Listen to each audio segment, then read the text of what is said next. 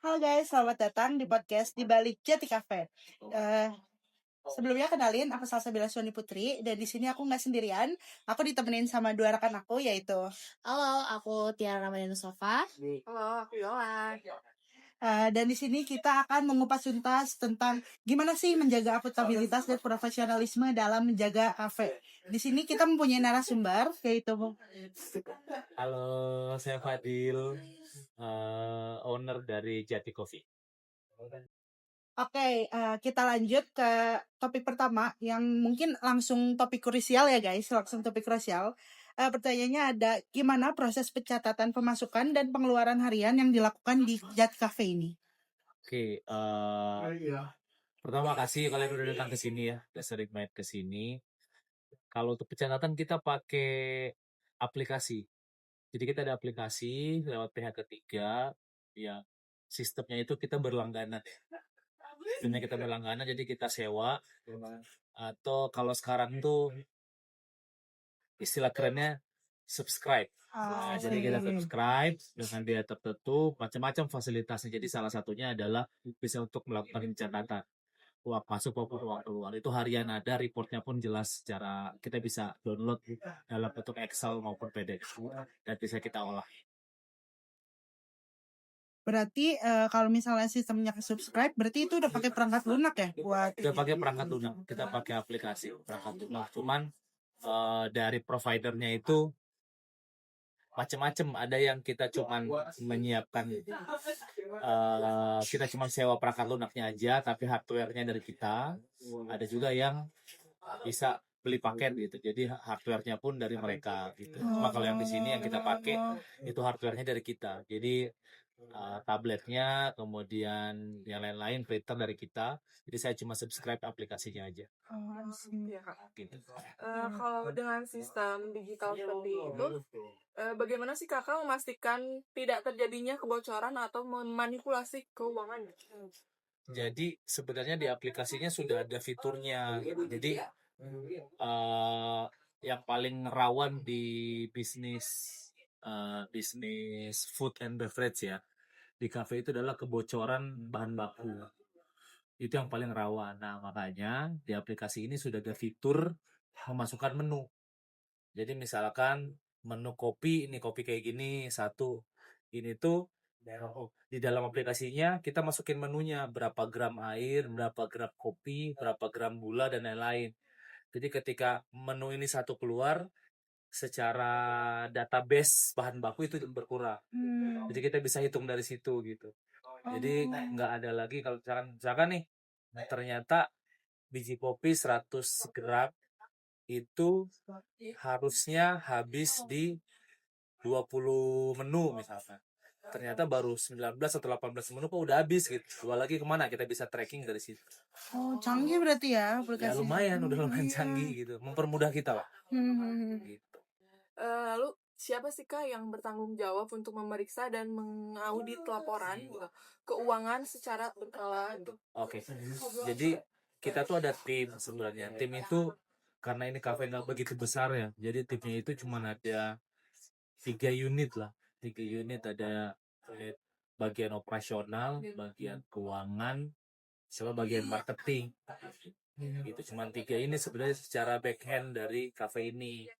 Jadi ada tim khusus yang memang dia punya basic keuangan dan basic auditor ya. Jadi dia bisa ngecek manual gitu. Kadang kita nggak bisa percaya 100% kepada software perangkat lunak, tapi kita juga mencocokkan dengan data aktual yang diaudit secara berkala secara langsung. Kayak misalkan setiap malam teman-teman yang shift itu harus report stock of name. Misalkan hari ini mereka harus report total penjualan berapa, menu yang kejual apa aja, berapa banyak gitu. Secara manual reportnya. Nah itu kita cocokkan dengan yang ada di aplikasi. Gitu. Jadi memang ada petugas yang khusus. Jadi walaupun tadi aplikasinya canggih, tetap harus ada check and balance gitu ya, check dari and balance manualnya. Sekarang kita berlari ke aspek dari tanggung jawab sosial. Apakah di Jati Cafe ini memiliki kebijakan khusus terkait tanggung jawab sosial kayak seperti penggunaan bahan ramah lingkungan atau pengurangan dari sampah plastik mungkin? Oke, kalau terkait tanggung jawab sosial, kan ada dua. Ada yang berbentuknya pengabdian terhadap masyarakat, ada yang berbentuk kepada ESG atau Sustainability Program gitu. Nah, untuk saat ini kita sudah jalan program untuk apa namanya bakti sosial. Itu kita sudah ada. Yang pertama kita beberapa kali support kegiatan-kegiatan Karang Taruna dekat-dekat sini. Gitu mereka ada beberapa baksos, bahkan ada acara 17 kita support gitu karena memang kafenya ini kan belum nggak terlalu besar. Jadi kita masih lingkungan sekitar yang kita ambil gitu. Iya. Belum sampai yang luas banget itu. Kemudian kalau terkait dengan program sustainability ya keberlangsungan kita menggunakan sebenarnya sedotannya ini sedotan daur ulang. Sedotan plastik yang kalian lihat hitam ini sedotan daur ulang. Jadi memang dari plastik yang sudah gua nggak ngerti prosesnya seperti apa. Yang jelas kita beli ini produk daur ulang dari sedotannya. Kalau dari botol plastiknya belum. Cuman kedepannya sih kita berharap bisa semakin banyak ya bahan-bahan yang mendukung program sustainability ESG.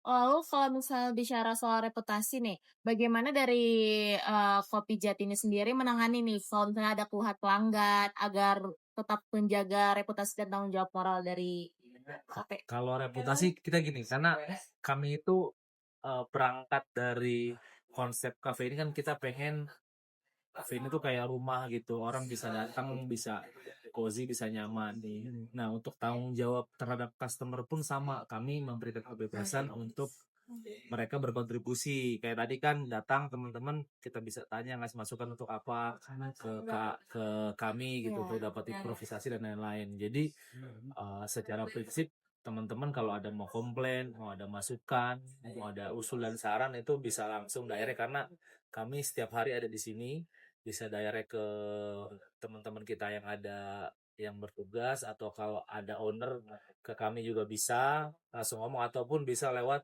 sosial media. Nah, selama ini sudah banyak yang memberikan saran lewat sosial media. Jadi mereka banyak nge-tag kita di Instagram atau banyak DM juga terkait dengan oh ada usul boleh nggak kalau begini gitu, boleh nggak kalau begini. Mereka banyak sekali dan itu kita sangat terbuka karena itu tadi konsepnya kan memang ini pengennya kayak rumah ya. Jadi kalau rumah kan itu orang datang ke sini mau cerita apa aja silakan gitu karena Berarti tektokan sama pelanggannya aktif ya? lumayan aktif kita Keren, lumayan keren, aktif dan aku tuh ke admin sosial media tuh kalau yang lain tuh kan aku punya beberapa experience gitu dari menggunakan sosial media corporate ya. Itu kan biasanya bahasanya mereka udah punya template.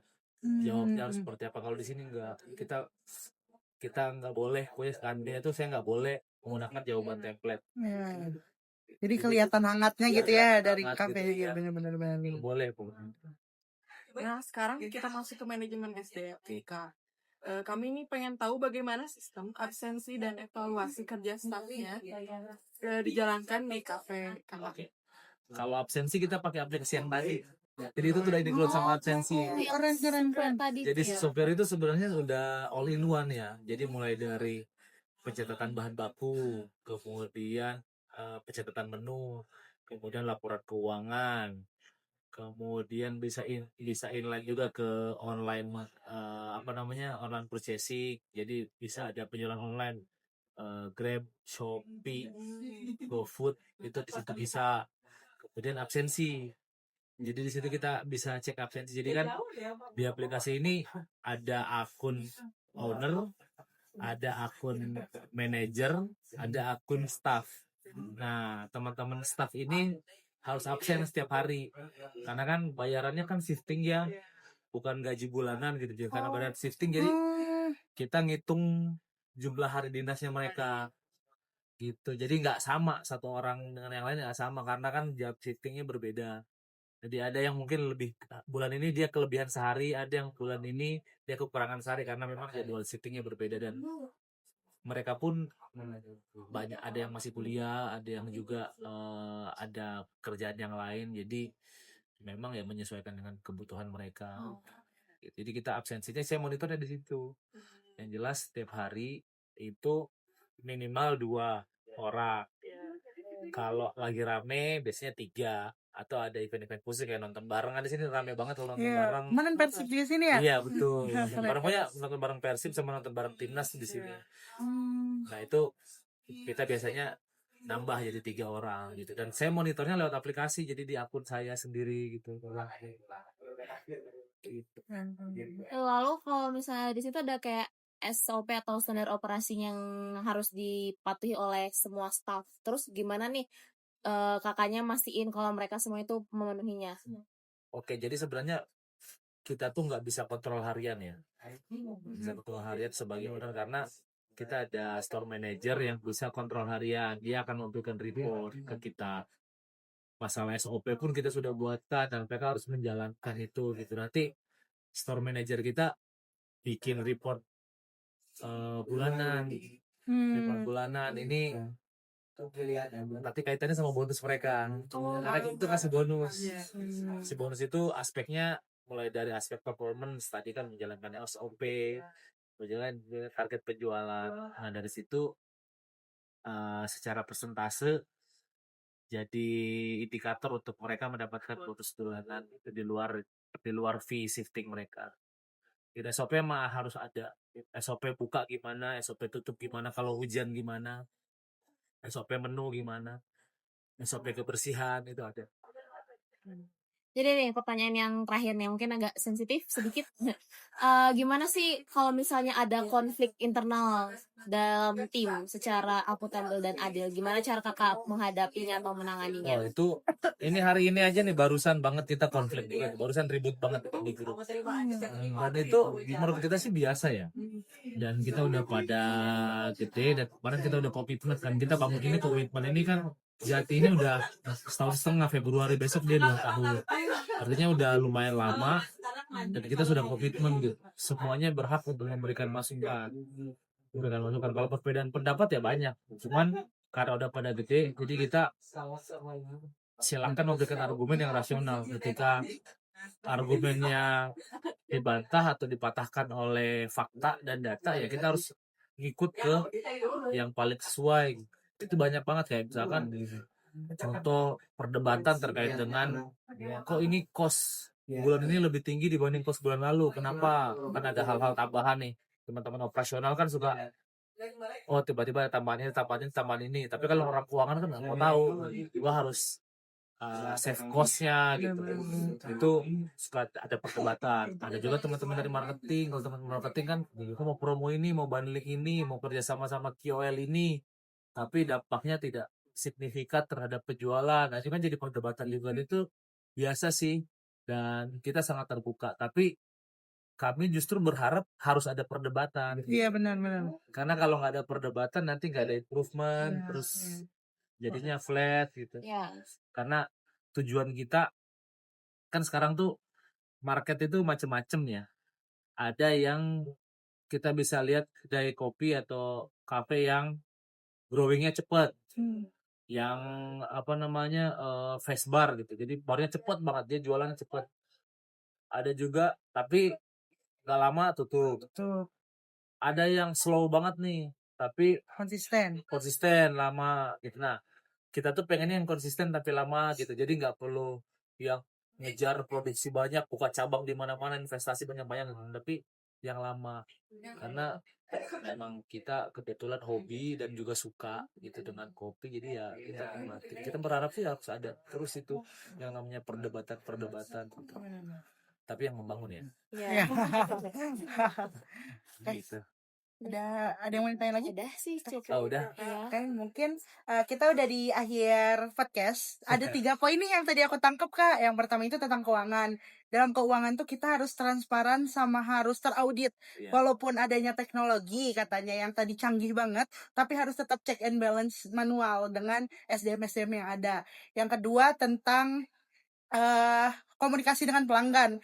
Kita harus tetap hangat lah walaupun ada batasan antara pelanggan sama yang kerja di kafenya, tapi kita harus tetap oke juga ke pelanggan. Terus yang ketiga tentang SDM tadi ya, yang SDM itu harus adil dan sesuai SOP biar terjalinnya pekerjaan yang solid gitu ya, SDM yang solid gitu yang aku tangkap.